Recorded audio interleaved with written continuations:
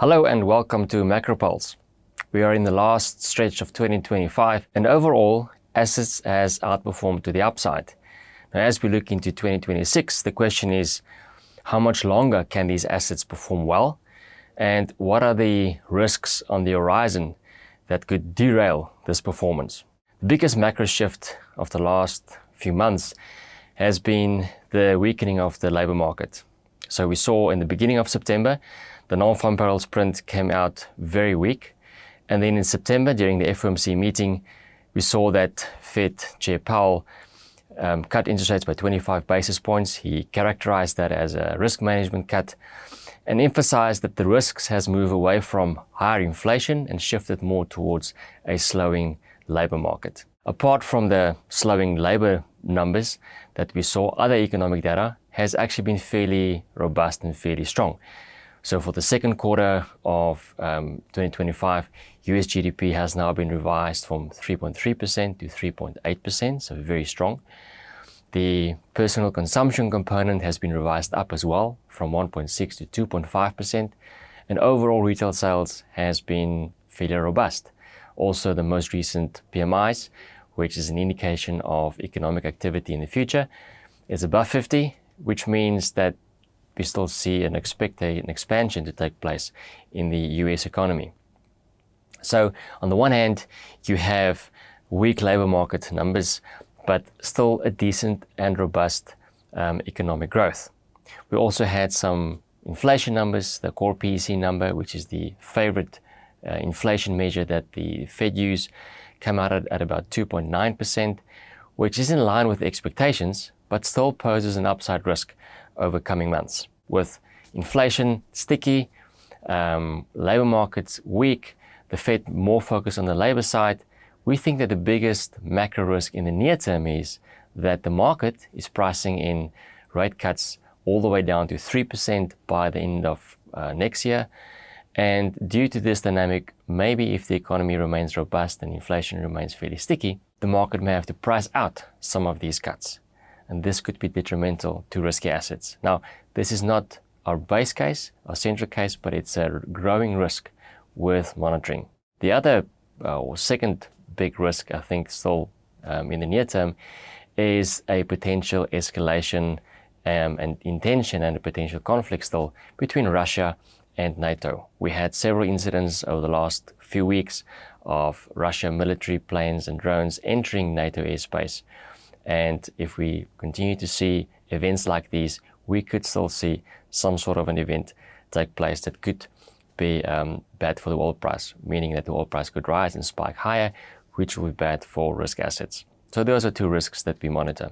But the most relevant immediate risk is that of the US government shutdown. So since the 1st of October, the US government has been shut down as the government, the Republicans and Democrats couldn't agree on a spending budget for the new fiscal year, which means there's no appropriations for certain government functions, and therefore in the immediate near term, government has been shut until a new agreement could be reached, which means that more than 2 million government workers either is on unpaid leave, or if they are essential workers like military force or air control operators, they are working, but on an unpaid basis.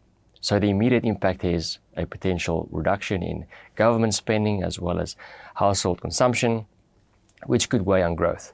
Now in 2018, the government was shut down for 35 days during Trump's first term. And during that period, the economic impact was estimated to be 0.3% of GDP. Now, shutdowns are not uncommon. We've had about 4 or 10 of those in the last 40 years. But they typically last only a few days, less than a week. However, of the last 4 shutdowns, 3 of them has lasted more than 2 weeks. And so we've got reason to believe that this shutdown could potentially also be a few weeks. And another risk that this brings onto the horizon is the fact that we may not get some of the very important economic indicators that we usually rely on. For instance, during the first week of the month, on the first Friday, we get the non-farm payrolls report, which is key in establishing or gauging the health of the labor market. And then during the middle of the month, we get the CPI report. These two prints may therefore be delayed and not be delivered in time, which will leave the market and the Fed, I guess, somewhat misguided for a while. In the short term, we will have to rely on other proxies. One good proxy for the labor market is the ADP report, which is provided by a private company. It differs from the non-farm payrolls report in that it excludes government workers. But if you take a longer term trend, a longer term time frame, it correlates well with the non-farm payrolls report, specifically once revisions have been taken into consideration. Now, looking at the last report, the one that we got this week on Wednesday, it showed that for the month of September, jobs during the month of September dropped by about 32,000, while the market was expecting 51,000. So a read-through to this, to the labor market, means that the labor market has potentially continued to weaken over the last month.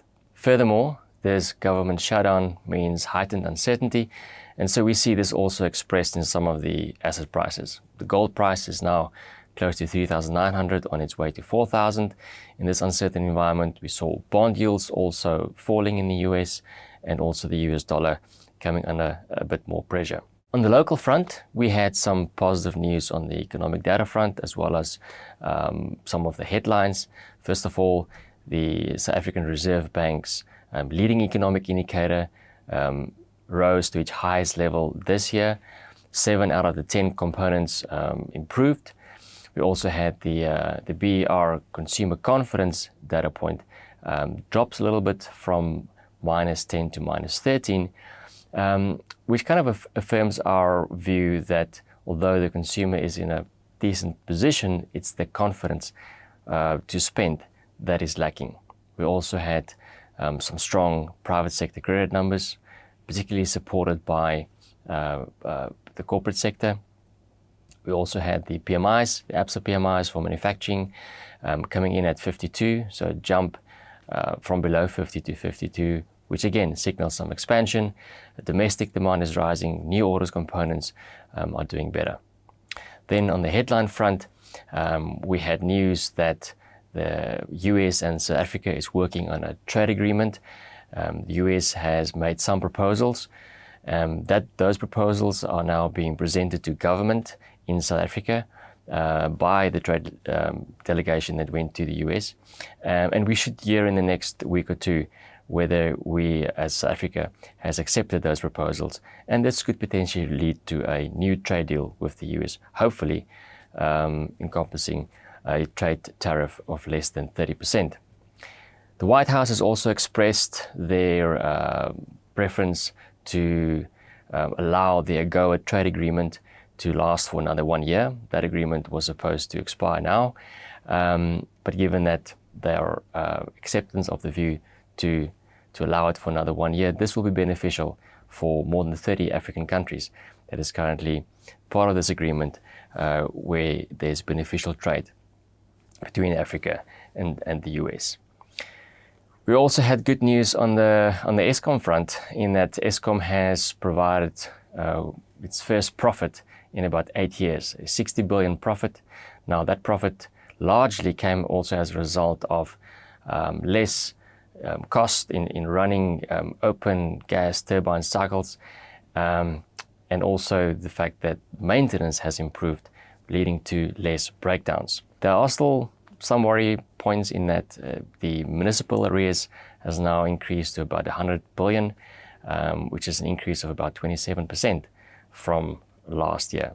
And finally, South Africa has now ticked 22 of the boxes it was required to come off the Financial Action Task Force grey list, meaning that South Africa, maybe sometime in October, I think the date is 24th of October, there could be an official announcement that South Africa has finally been taken off the grey list after it's been there for a few years.